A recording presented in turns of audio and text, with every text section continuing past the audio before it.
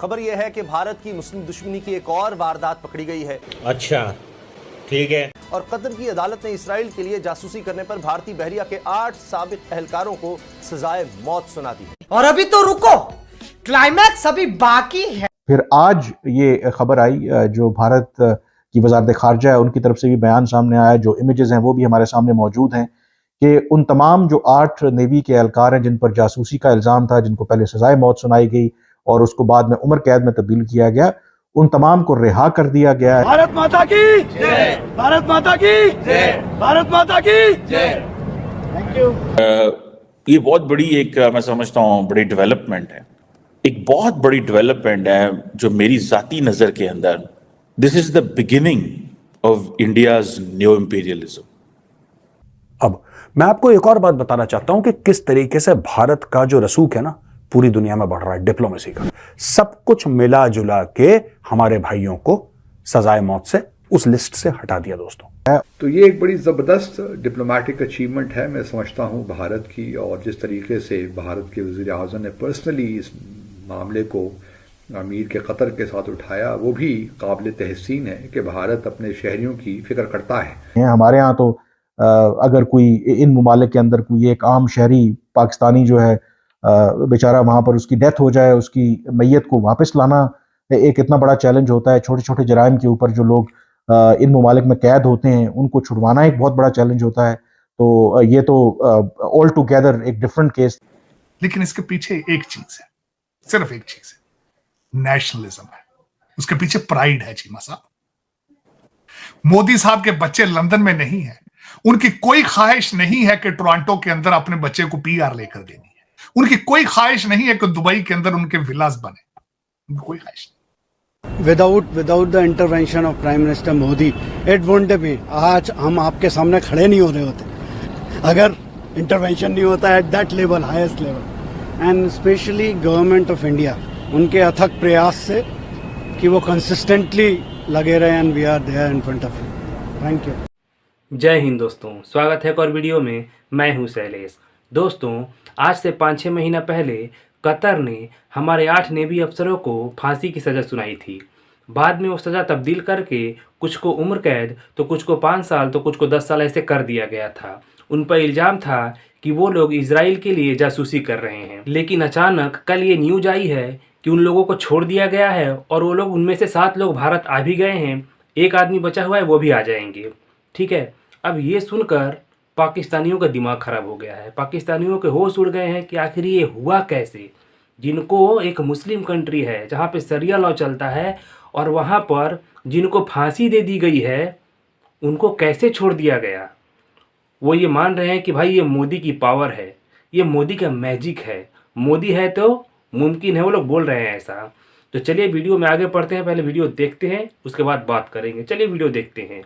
जो हमारा पड़ोसी मुल्क भारत है, आपको पता है कि दुनिया की एक एतबार से सबसे बड़ी जमहूरियत है, और जमहूरियत के समरात आपको कैसे मिलते हैं, जो खबर आपके साथ मैं शेयर करूंगा वो आपको पता चलेगा कि कैसे अगर आप के मुल्क के अंदर सियासी इस्तेहकाम हो, जब आपकी मईशत ग्रो करती है, जब आप के जो मफादात हैं दुनिया के मफादात के साथ जुड़ जाते हैं, तो फिर आप अपने शहरियों के तहफ़्फ़ुज़ के लिए यहाँ तक इफ़ेक्टिव हो जाते हैं कि उनको मौत के मुंह से या फांसी के फंदे से भी छुड़ा करके ले आते हैं। जी हाँ, ये खबर है उन 8 भारतीय रिटायर्ड नेवल अफसरों की, जिसके बारे में आज जो बड़ी खबर आई कि वो वापस भारत पहुंच गए हैं। ये बात हम बहुत पहले से कह रहे थे, ऐसा हो नहीं सकता कि भारतीयों को वहां पे वो टांग दें। पाकिस्तानी थोड़ना है यार, इंडियन है ये। पाकिस्तानियों की तो गर्दनें कटती हैं सऊदी अरेबिया में, ड्रग स्मगलिंग करते हैं, राइट। यहां पे इनके ऊपर क्या इल्जाम था? इनके ऊपर यह इल्जाम था कि इजराइल के कहने पे इन लोगों ने जासूसी करी है और इनको सजाए मौत सुना दी। बाद में पता लगा कि जब इंडिया ने और डिप्लोमेटिक तेजी इसमें लाई तो यह पता लगा कि साहब सजाए मौत को लाइफ इंप्रिजनमेंट या अलग अलग लेवल की, किसी को 3 साल, किसी को 10 साल, किसी को 20 साल, यह सजा सुनाई। अब पता लगा है कि पूरी तरीके से छोड़ दिया। अच्छा, यह स्टोरी मीडिया की नजरों से हट चुकी थी क्योंकि वहां पे कोई किसान आंदोलन कवर कर रहा है, कोई पाकिस्तान के चुनाव, अलग अलग चीजें। अचानक खट से रिपोर्ट आती है कि वो इंडिया लैंड कर गए हैं, they are already in India. और फिर ये भी हमने देखा है कि क्योंकि भारत का असर रसूख खलीजी ममालिक में काफ़ी बढ़ भी गया है पिछले 10-15 सालों में। तो उससे ये भी वाज़ेह होता है कि कतर ने भी ओब्लाइज किया भारत के वज़ीर आज़म को, क्योंकि भारत के वज़ीर आज़म ने पर्सनली उनसे रिक्वेस्ट की पिछले साल जब उनकी मुलाकात हुई, जिस तरह मैंने पहले कहा UAE में, जहां क्लाइमेट समिट हो रही थी COP28। तो उसमें उन्होंने उनसे पर्सनली दरख्वास्त की।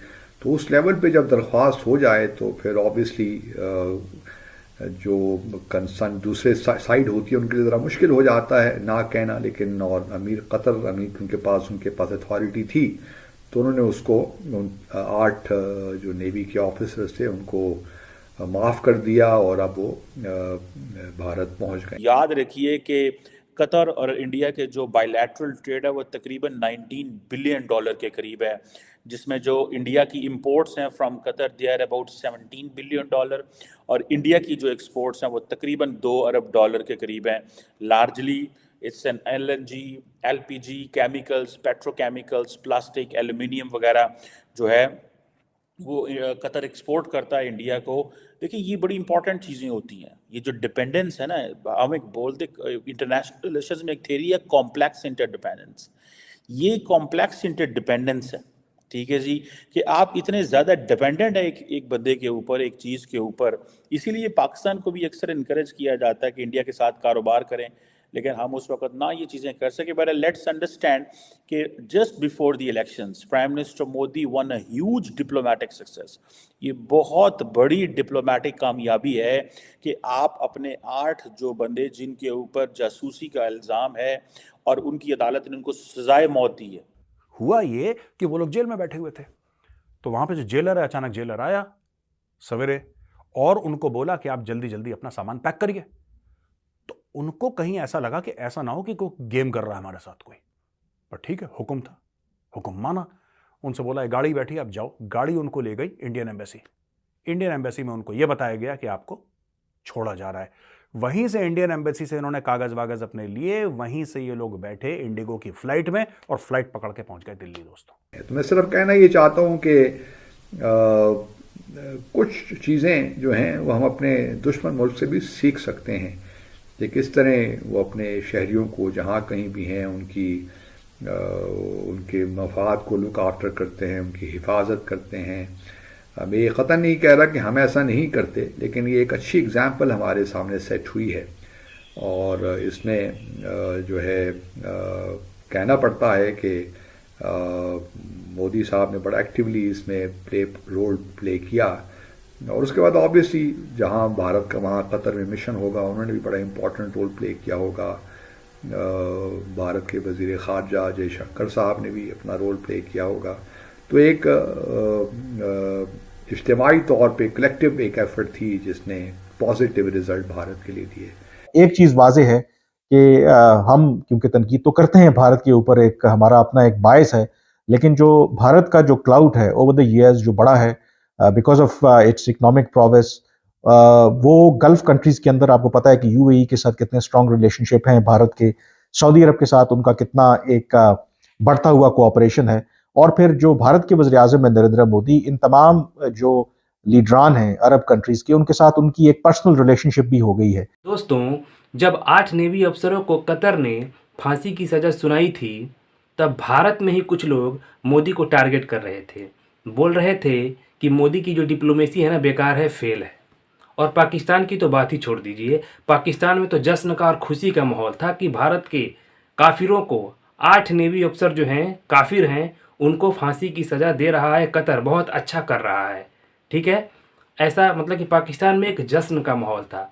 आज उन लोगों को भी बरनौल की ज़रूरत है और जो भारत में टारगेट कर रहे थे उन लोगों को भी ज़रूरत है, क्योंकि मोदी जी ने आज फिर एक बार साबित कर दिया है कि उनके रहते हुए कोई अल्लू जल्लू कोई भी देश जो है भारत के नागरिक को ऐसे ही टारगेट नहीं कर सकता है, ऐसे ही बिना उल्टी सीधे केस में फंसा के उनको फांसी की सज़ा या कुछ नहीं कर सकता है। ठीक है, चलिए आप क्या सोचते हैं कमेंट्स करके बताइएगा। मिलते हैं अगले वीडियो में।